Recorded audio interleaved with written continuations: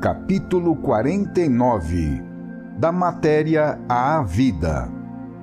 Da mesma forma que a natureza cinética dá à energia sua característica fundamental de se transmitir, processo no qual a dimensão espaço ascende à dimensão tempo, o novo princípio de coordenação das forças, por meio de um mais débil e transitório, porém mais sutil, complexo e profundo entrelaçamento cinético, dá à energia, elevando-a à vida, sua característica fundamental de consciência, processo no qual a dimensão tempo ascende à dimensão consciência. E assim como toda forma de energia individua-se num tipo bem definido, as formas de vida também se individuam numa fisionomia própria, assumindo uma tendência a se conservar em seu modo de ser, na condição de um eu que deseja afirmar-se e distinguir-se de todos os afins, com movimento, forma, direção e, portanto, objetivos próprios, de um eu que já possui, assim, os elementos fundamentais da personalidade e, não obstante seu contínuo devenir, conserva inalterado seu tipo. Nas formas de vida, à medida que a substância atinge graus de evolução e diferenciação mais elevados, o princípio de individuação torna-se cada vez mais evidente. Na energia, as formas já conquistam uma existência própria independente de sua fonte originária. A luz, uma vez lançada, destaca-se e existe por si mesma, progredindo no espaço. Do infinito vos chega luz estelar emanada há milhares de anos, sem que sequer saibais se a estrela da qual ela se originou ainda existe. Assim acontece também com o som, que continua, avança e chega, mesmo após a causa das vibrações já estar em repouso. Se as formas de energia, uma vez geradas, sabem pelo seu próprio princípio existir no espaço, já a autonomia na vida é completa.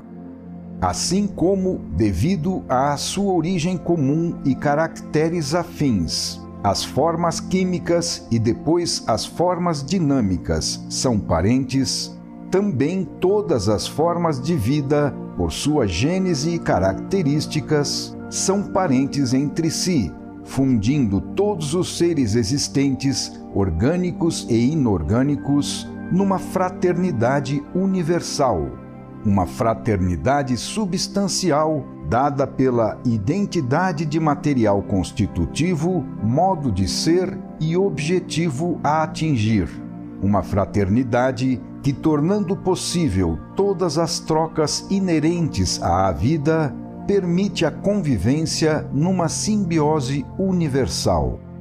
Voltemos o olhar para o caminho já percorrido. Após Beta concentrar seu íntimo movimento no núcleo, unidade constitutiva do éter, o movimento da descida involutiva, de concentração cinética, de condensação da substância, inverte-se seguindo na direção oposta, como movimento de subida evolutiva, de descentralização cinética. O núcleo, ponto de síntese máxima do potencial dinâmico no transformismo fenomênico de beta para gama, restitui, por sucessiva emissão de elétrons, a energia cinética concentrada em si. Percorramos agora a fase gama, assistindo ao desenvolvimento da série estequiogenética. Assim como na química temos como primeiro estágio o hidrogênio, também temos na astronomia como ponto de partida a nebulosa, a matéria jovem, o universo jovem, as estrelas quentes, o estado gasoso, fase ainda de alta concentração dinâmica. Enquanto de um lado desenvolve-se a árvore genealógica das espécies químicas, do outro lado evolui a vida das estrelas, que envelhecem, resfriam-se e solidificam-se, assumindo constituição química, luz e espectros diferentes à medida que se afastam do centro genético do sistema galáctico. Há uma completa maturação em paralelo, tanto da substância como da forma. 92 elétrons são, um após outro, lançados fora da órbita espiraloide nuclear, continuando cada um deles a girar na sua trajetória ligeiramente em expansão. Constroem-se assim, sucessivamente, os edifícios atômicos cada vez mais complexos dos corpos químicos indecomponíveis, segundo uma escala de pesos atômicos crescentes. Aqui se torna possível uma aproximação entre o vórtice galáctico e o vórtice atômico. A gênese e o desenvolvimento do vórtice galáctico podem vos dar um exemplo tangível da gênese e do desenvolvimento do vórtice atômico. Assim como a energia concentra-se no núcleo, que constitui o éter, centro genético das formas de gama, também o universo, na fase dinâmica, concentra-se na nebulosa, mãe da expansão galáctica espiraloide.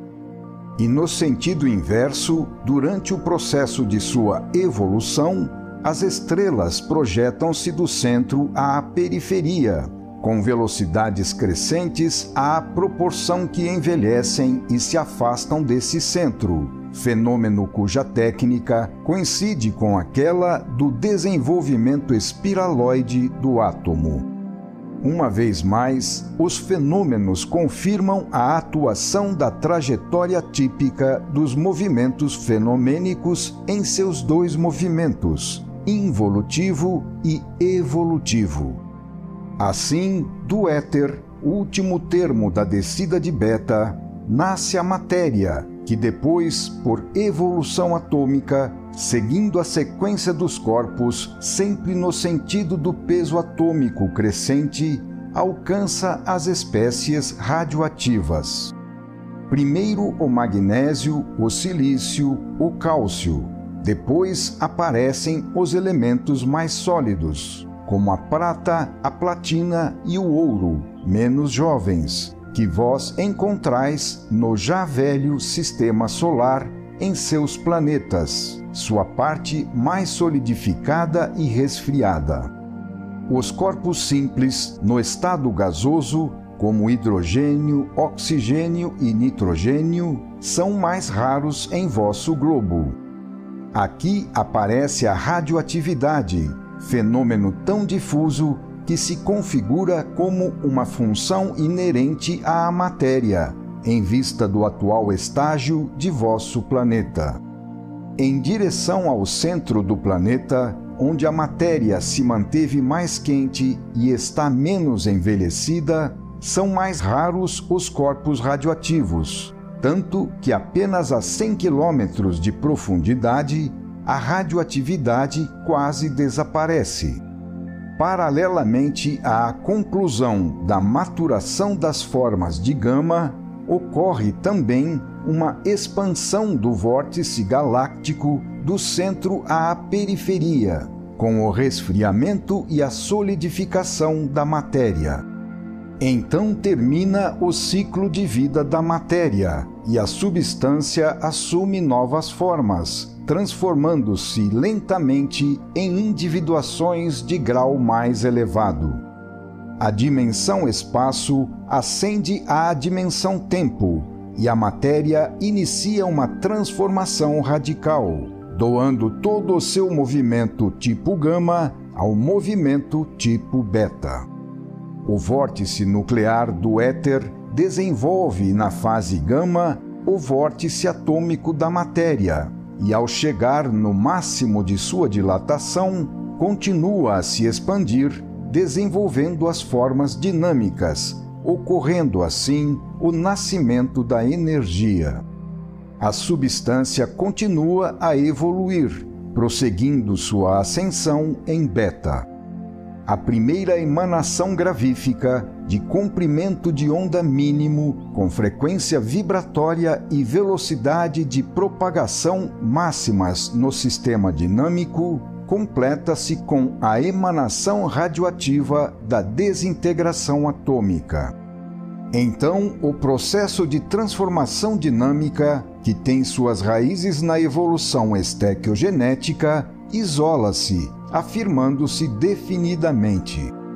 Com a ruptura de seu vórtice, o sistema atômico decompõe-se, expelindo progressivamente seus elétrons, os quais também nasceram do sistema nuclear por emissões semelhantes.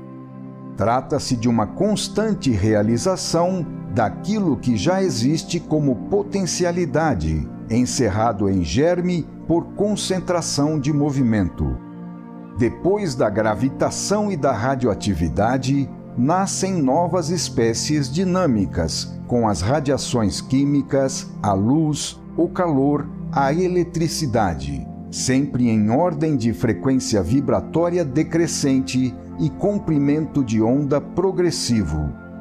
A matéria, que viveu e não tem mais vida própria, responde ao impulso desse novo turbilhão dinâmico que ela mesma gerou, sendo toda invadida e movimentada por ele.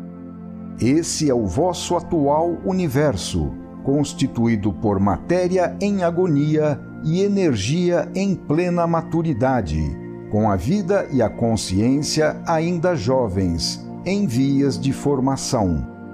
Os cadáveres da matéria, já solidificada sem aquela vida própria da formação química, lançados e sustentados nos espaços pela gravitação, são inundados de radiações de toda espécie, tornando-se apenas o sustentáculo de formas de existência mais altas.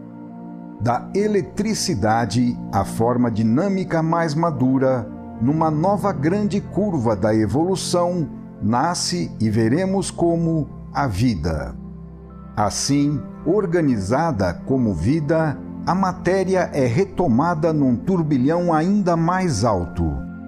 Então a vida, essa pequena centelha em sua origem, continua a expansão evolutiva do princípio nuclear atômico ao dinâmico ondulatório para formas cada vez mais complexas de coordenação de partes, de especialização de funções, de organização de unidades e de atividades. Então a vida, cujo significado, objetivo e produto, em sua substância, é a criação da consciência, prossegue em seu caminho para Alfa, o espírito.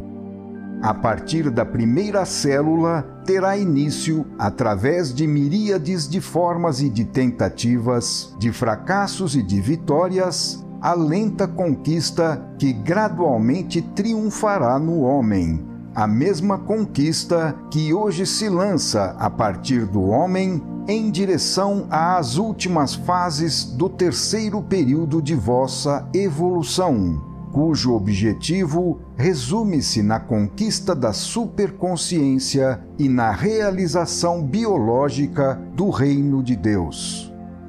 Final do capítulo 49.